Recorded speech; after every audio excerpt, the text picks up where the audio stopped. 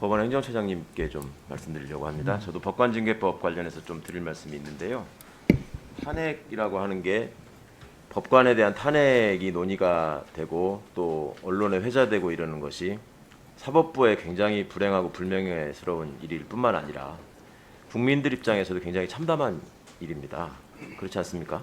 그 법관이 우리 시민들의 입장에서 볼 때는 정말 최후의 보루라고 생각하고 다가가고 그것을 통해서 또 법원이 사법부의 독립을 수호하면서 삼심제를 통해 가지고 국민의 권익 구제에 최선을 다하고자 하는 제도나 관행이나 문화를 발전시켜 왔지요. 과거의 불행한 역사도 있지만은 그런데 이제 자꾸 법관 탄핵이나 이런 얘기들이 논의되면서 또 사법농단이 얘기되면서 국민들이 갖고 계신 실망 이런 점들이 있는 거죠. 그러면 그거에 대한 사법부의 대응 또 사법부의 태도 이런 것들은 국민들 앞에 정말로 이 속죄하는 마음으로 우리가 진짜 그 신뢰를 회복하겠다. 절대로 국민들께서 걱정하시는 모습의 그런 법원은 더 이상 우리나라에 존재하지 않는다.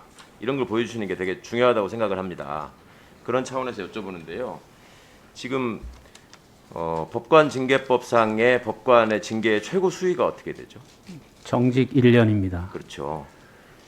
대법원장께서 법관 징계권자신가요?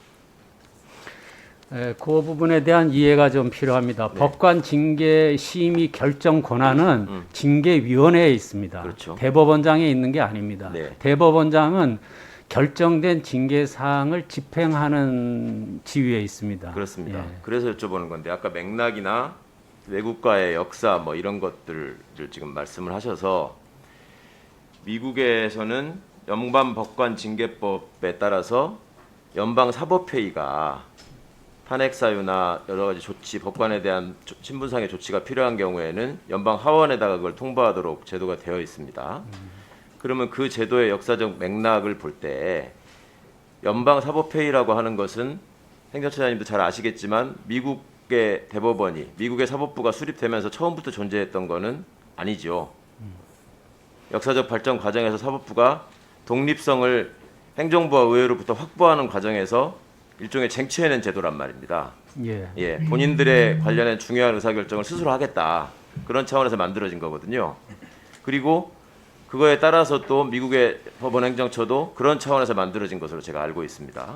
그럼 그렇다면 미국의 연방 사법부가 사법부의 독립을 위해서 쟁취해낸 제도로서의 연방사법회의를 갖고 있는데 그 연방사법회의가 왜 연방하원에다가 판사의 비의사실에 대해서 통보하고 탄핵 사유에 대해서 논의해 달라고 요청을 하겠습니까? 그거는 사법부의 독립과는 무관한 일이고 사법부의 신뢰를 확보하기 위해서 또 사법부 스스로의 자정 능력을 국민들에게 알리기 위해서 하는 일이라고 저는 생각합니다. 그러면 현재 법관이 벌이고 저지른 여러 가지 아까 이제 형사처벌 받은 사람 뭐 여러 사람들 많이 있었죠. 뭐 룸사롱에서 향응 받고 뇌물 받은 사람도 있었고 뭐 입에 올리기 처참한 일을 한 사람들이 많이 있었는데 그 사람들이 징계를 받는 과정에서 형사처벌과 징계는 다르잖아요. 정직 1년을 넘어가는 이거는 다른 공무원 같으면 반드시 파면해야 될 사안이다라고 판단을 할 때 징계위원회 대법원장께서 판단을 할 때 할 수 있는 조치가 뭐가 있습니까?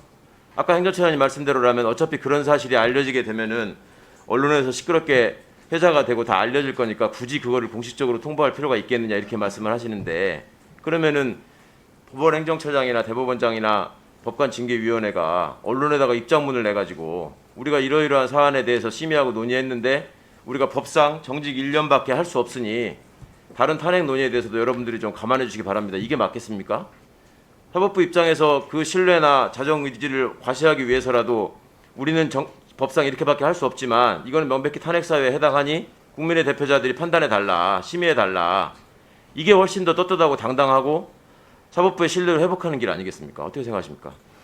예, 기본적으로 최 의원님 말씀에 또 일리가 있습니다. 그런데 탄핵 사유를 탄핵 사유의 전부나 그 판단이 기본적으로 국회와 헌법재판소의 권한인데 사법부가 스스로 이거는 탄핵 사유가 된다라고 판단을 해서 국회에 요청한다라는 것은 조금 저로서는 그 판단이 그렇게 쉬운 일이겠습니까? 그거를 미리 법원이 판단해서 국회에 넘기는 것이 과연 그게 바람직할 것인가 이런 생각이 좀 듭니다. 그 말씀 취지는 저희가 충분히 이해를 하면서도 구체적인 방법론에 있어서 이런 방법을 택해야 될까 하는 점에서 좀 고민이 있었으면 한다 이런. 그러니까 외국의 사례나 맥락을 한번 같이 생각을 해보시라고요. 그러니까 예, 미국 연방 대법원은 그러면 국회에다가 왜 그거를 알립니까? 그 국회 미국의 경우에는 연방 하원이 소추하게 되면 상원에서 의결하는 걸로 탄핵을 결정하잖아요. 우리도 역시 헌법재판소가 최종 심판 권한을 갖고 있기 때문에 아니 그거에 대해서 대법원이 의견을 내고 국회가 소추를 하고 하는 것이 왜 그게 대법원에게 부담이 되고 먼저 판단하는 거에 대한 부담이 된다고 생각하시는지 모르겠습니다. 과거부터 보면은 대법원에 이상한 도구마가 있어요. 무슨 입장을 내면 우리가 사전에 예단을 가진 걸로 비칠 우려가 있고 그거 자체가 재판의 공정성과 독립성을 침해할 우려가 있다. 이런 논리를 갖고 계시는데 그것이 지금 현재 와서 볼 때는 대법원은 민감한 사항이나 곤란한 사항에 대해서는 뒤로 빠지고 본인들의 이익을 수호해야 되거나 널리 알려야 될 상황에 대해서는 지나치게 나선다. 그래서 사법부를 신뢰할 수 없다. 이런 식의 인식으로 이어질 수 있는 가능성도 있다. 그런 점에서 대법원 스스로의 의지를 보여주는 것이 필요하다. 이런 말씀을 꼭 드리는 것입니다. 예, 이상입니다. 네, 최광욱 의원님 수고하셨습니다. 다음은 존경하는 유상범 의원님 토론해 주십시오.